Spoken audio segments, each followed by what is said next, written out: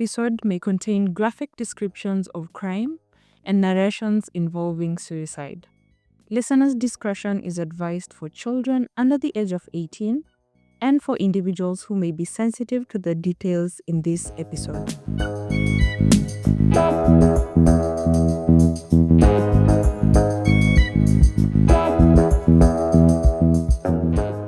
Hello and welcome to this week's episode of Krime KE podcast. My good name is Ajuma and I am a human rights journalist from Kenya.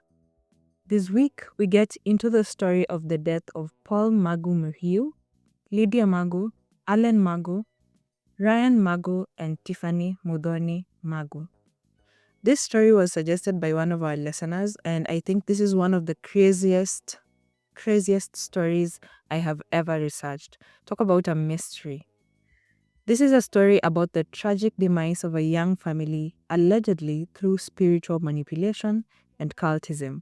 Now, this story is very complicated, and all I can say at this point is buckle up.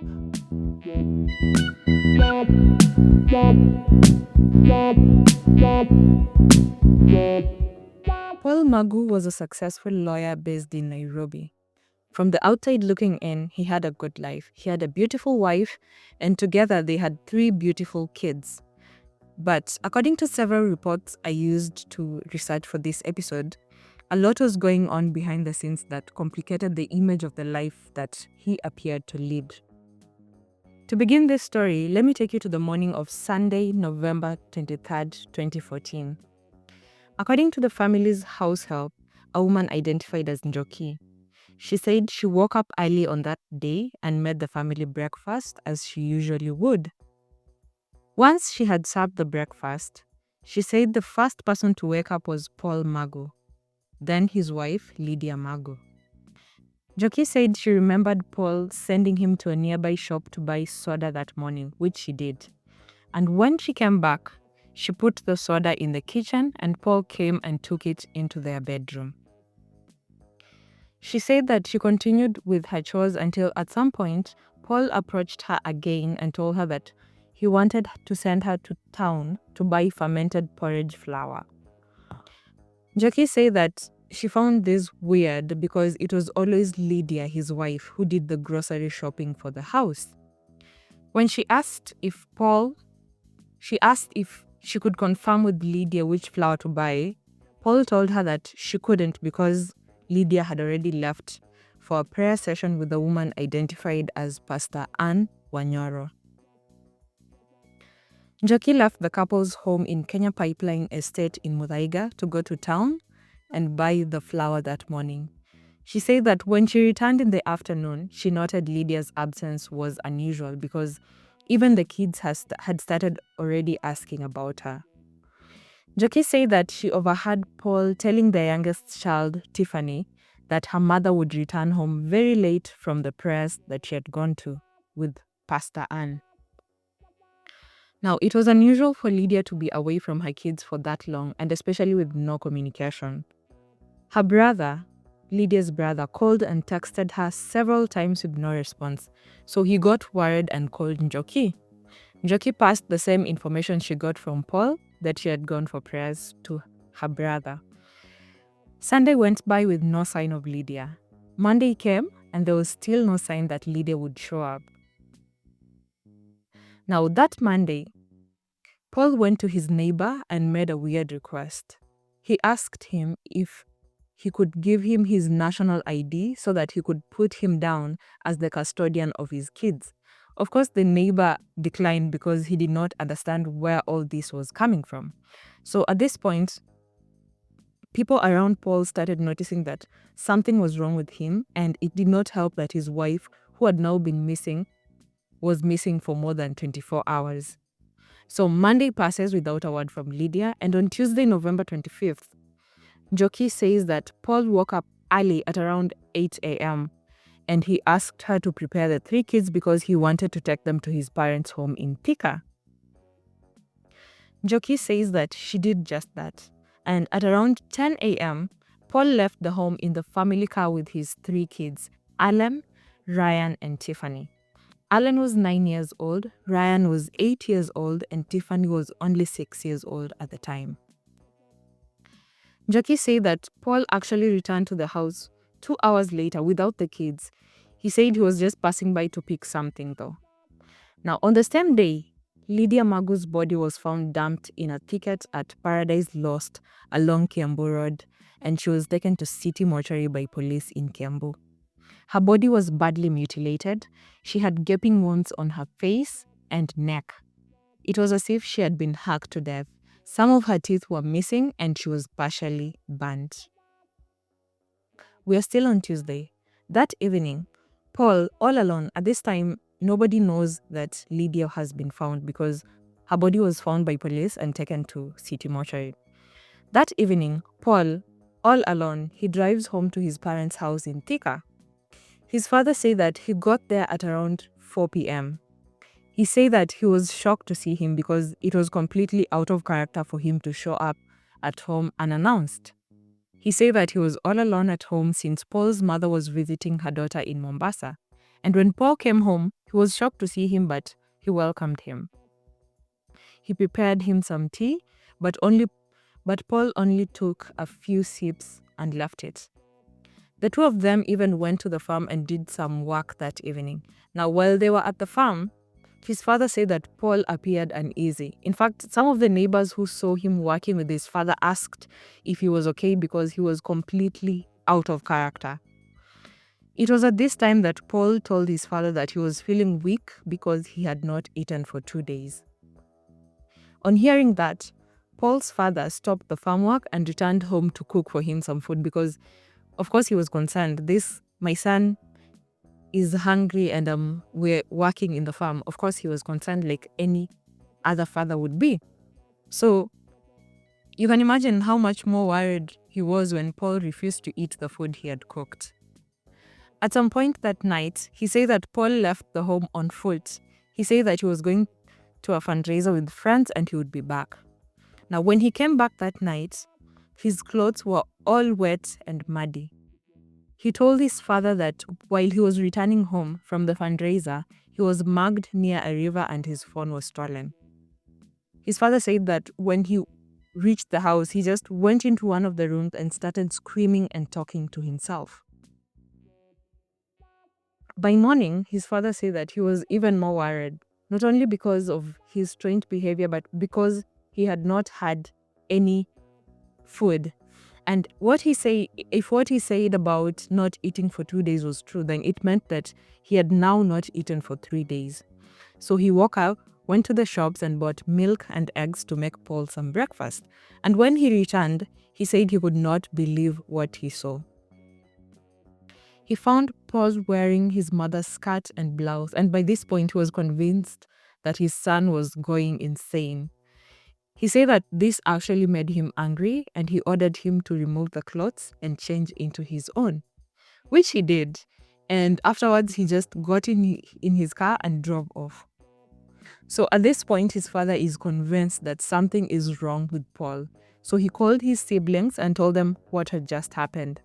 He asked them to try and find him and intercept him on the road, but none of them bumped into him. He tried to call Lydia, but her phone was not going through. At this point, they don't know. None of them was aware that Lydia's body was actually at City Mortuary. After several failed attempts to find Paul, his brother Andrew went to Thika police station to file a missing persons report on Thursday, 27th of November. I may have confused the dates, but on Thursday. But when he walked into the police station, he saw Paul's car parked outside. The officers told him that his brother's body was lying at the Thika mortuary. The police explained to him that Paul was hit by a bus that was headed to Nairobi from Garissa at a spot near Ngoliba. Now, according to the driver of the bus, Paul crossed the road when the bus was already too close to him. There was no way for him to prevent the accident. Police say that they found his car on the roadside at the scene of the accident with the engine still running, and they believe that Paul had actually died by suicide.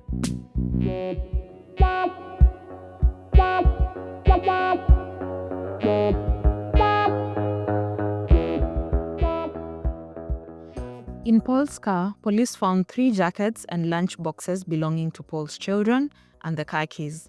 At this At this point, the 3 kids are still missing, and even though the family was worried, they were hopeful that they would be found alive. They circulated their photos on social media, hoping to get information on their whereabouts, but nothing happened. Police opened a full-blown investigation into what was happening, and they started by visiting the couple's home in Kenya Pipeline Estate on Friday, November 28th. They found blood inside Paul and Lydia's bedroom, and according to Paul's family, the room looked clean.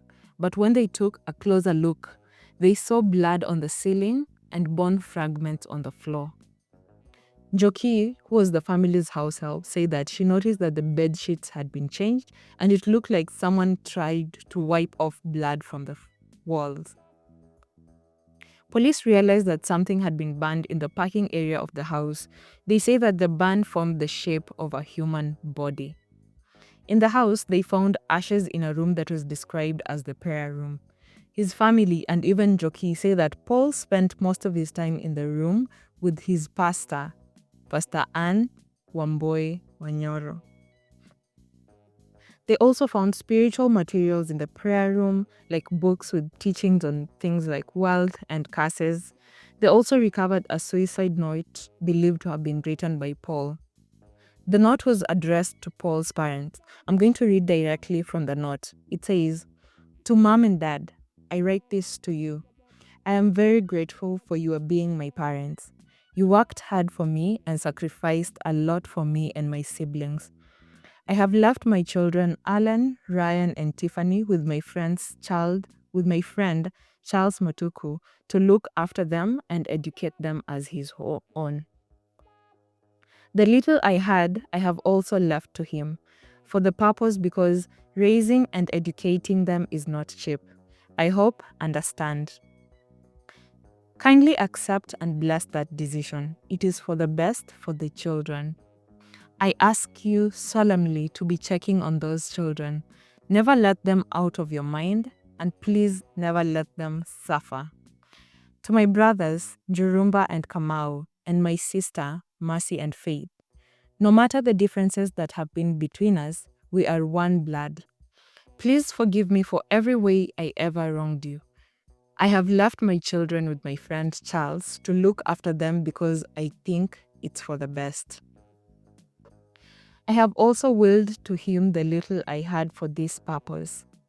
Kindly accept this decision on my part and support him as he raises my children. I also solemnly ask you, please watch over those children. Please be checking up on them. Do not forget they are your blood, and please do not ever let them suffer when you can help. Charles lives in this estate I live in." That was the suicide note recovered by the police. Now, police also recovered Paul's passport from his house, and it showed that he had traveled to Nigeria more than 20 times since 2009. I want you to remember this for later. Now, while all this was happening, Paul and Lydia's kids are still missing, and their family even looks to mainstream media to ask for their return. On Monday, December 1st, investigators went through Paul's phone call records, and they found that he was in constant communication with their pastor, Anne Wanyoro. So at this point, you can see that Pastor Anne Wanyoro is a very consistent character in this story. So that is where the police start looking into the family's involvement with cultism. Now, let me try to explain the details of what I know from the beginning. According to Paul's mother, Kezia Wamboi, her son and Lydia were members of Faith Evangelistic Ministries in Karen, but they stopped going there when they met Pastor Anne Wanyoro, whose church was called Showers of Praise. His mother even warned him about Anne, but she said that there was only so much that she could do. Paul and this pastor apparently met when Anne was still a teacher, and he offered to sponsor her son. She quit her teaching job and enrolled for a certificate to become a pastor, and the course was actually paid for by Paul. Paul's mother said that he disengaged from his family as soon as he started associating with the pastor. She said Paul stopped visiting them, and he even stopped making calls, and she believed that the two had what she called a special bond, and so she tried to keep off. In one interview, she says that she bumped into them several times and she figured that their relationship was more than a friendship. She even alleged that the two had an affair and he probably had a second family with her. These allegations have never been substantiated, so I think you should know that. Kezia Wamboi herself was a pastor at Bethel Church in Thika, and she said that she was introduced to Pastor Anne by Paul and Lydia. She said that they became friends in 2008 because they bonded over being pastors. She ended their friendship in 2013 when an incident occurred at her church. She said that she invited Pastor Anne to preach, and after the service, the congregants began to fall down and vomit. Paul's mother said she tried several times to warn him against Pastor Anne, but again, there was only so much that she could do because Paul was a grown up. At some point, Paul actually quit his job to focus on the church. And when I say church, I'm using the term very loosely because there was no actual church. The Showers of Praise Church had no actual buildings. The services would be held on Saturdays in Thika, and Paul and the pastor would carry believers with buses from as far as Limuru to attend the services in Thika. And it was Paul Magu who paid for all of this. Now, most of the people who knew them threw around theories of cult worship, with some of the family members even accusing Prophet David Owor's repentance and holiness ministry of taking advantage of him. Now, I was not able to figure out how the family was involved with this specific church, but again, there were several theories being thrown around. His family also revealed that Paul and Lydia were staunch followers of Nigerian televangelist, the late T.B. Joshua's Synagogue Church of All Nations. Remember when I say that his passport showed that he had been traveling to Nigeria a lot? They say that he was going there to attend his church services, and if you know the story of T.B. Joshua, you know that he had his fair share of controversies with his church and believers. Now, on that Monday of December 1st, 5-year-old Tiffany's body was discovered in a coffee plantation near Tatu City in Roiro. Her body was badly decomposed and she had acid burns and a deep cut at the back of her head. She was found still dressed in her pajamas. The next day, Tuesday, December 2nd, police intensified the search for the missing boys, and they focused in the area where Tiffany was found, but they did not find them. Pastor Anne was arrested on the same day and detained at Muthaiga police station as investigations into her involvement continued. She was accused of influencing Paul to kill his family through spiritual manipulation. She was charged with aiding and abetting the deaths of Paul Magu and his family. Now, according to the charge sheet, between 23rd and 25th November 2014, Anne procured Paul Magu to kill himself, and she also had a hand in his family's deaths. Police believe that Paul killed his wife on 23rd November in their house, at the time when he sent the house help to buy stuff. Their theory was that he killed her in their bedroom and then she burnt her body outside the house and stashed her in a sack before disposing of her body the next day. Now, on the same day that Anne was arrested, T.B. Joshua released a statement and distanced himself from the deaths, himself and his church. He said that it was just rumors, and he even acknowledged that it was not the first time that such rumors were being spread about him in Kenya.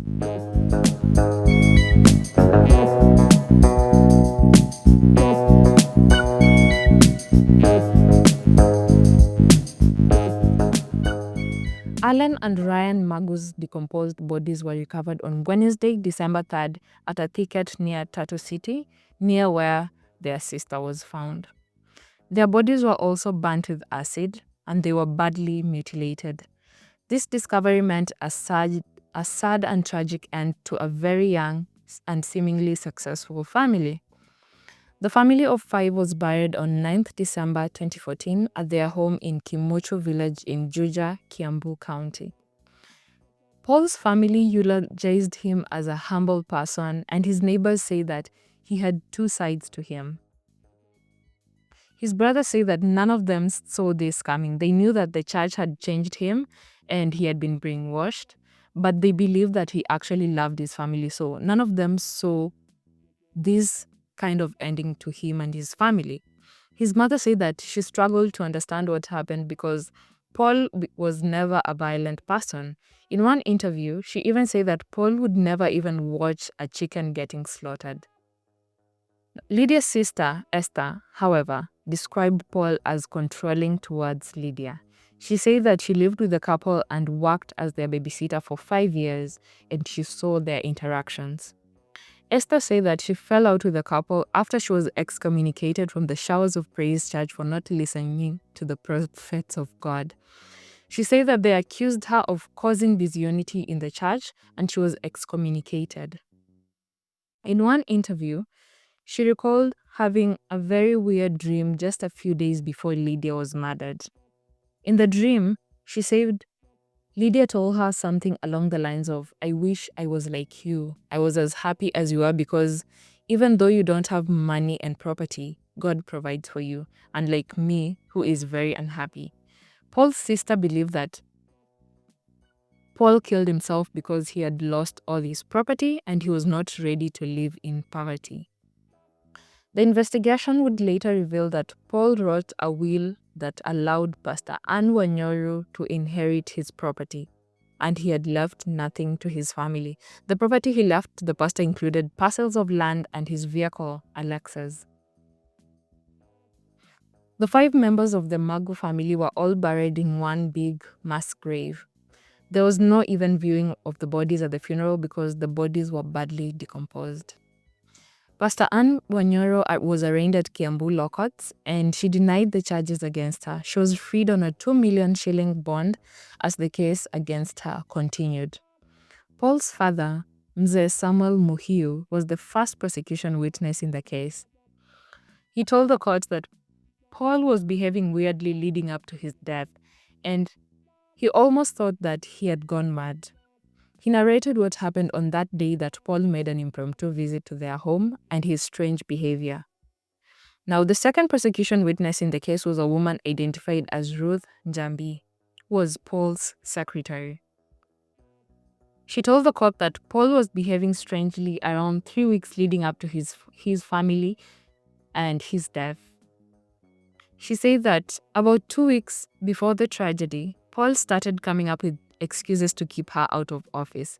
At first, on November 13th of 2014, he asked her to take a 4-day leave from the office, which was unusual, but she did. When the leave period ended, he told her not to return to the office because it had just been fumigated. She also admitted to having seen him with the pastor, Anne Wanyoro, on several occasions. Paul's brother Andrew and the family's househelp Njoki were also testified in this case. Njoki said that she remembered going into the Magu's bedroom at some point and finding blood stains on the walls and on the floor. That was when Lydia was still missing. She told the court that Pastor Ann spent 4 days at the Magu's residence before his wife's disappearance. This was actually reiterated by an affidavit sworn by a DCI officer. In the affidavit, the officer says that the pastor stayed at Paul's house between 16th and 19th November, and during that time, she performed cultic rituals. The affidavit says that the two spent time together and visited several places together even after Lydia's death. Pastor Anne Wanyoro has been described as uncooperative by the police, and she also exhibited weird behavior in the courtroom. Like, she would be asked questions, and instead of responding, she would start quoting scriptures and praying in open court. As of the recording of this episode, the case still remains unresolved. Now, there are a lot of mysteries in these stories, and their families still hope to find out what actually happened someday.